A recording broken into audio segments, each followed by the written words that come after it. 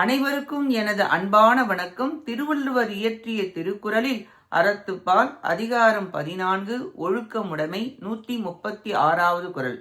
ஒழுக்கத்தின் ஒல்கார் உறவோர் இழுக்கத்தின் ஏதம் படுபாக்கு அறிந்து.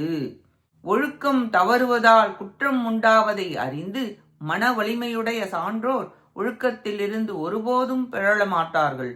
தான் உயர்வாக இருக்க வேண்டும் என்று விருப்பம் உடையவர்கள் தான் கொண்ட கொள்கையை ஒழுக்கத்தை கடைசி வரை கடைபிடிப்பர்.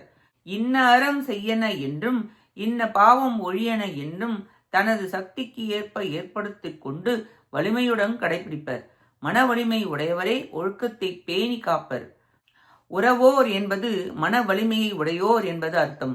ஏதம் என்பது தமக்கு இழிகுலம் உருவாக்கும் குற்றம் என பொருள்படும். கீழ்குலத்தவர் குற்றம் என தெரிந்தும் அதை செய்வர். உண்மையானவர்கள் ஒழுக்கத்தை பலமுடன் கொண்ட நல் கொள்கைகளை விரதம் தவம் போன்றவற்றை விடாமல் மேற்கொள்வர். இப்பாட்டாலும் ஒழுக்கத்தை கடைபிடிப்பவரின் மேன்மையும் கடைபிடிக்காததனால் வரும் குற்றமும் கூறப்பட்டது. நன்றி, வணக்கம்.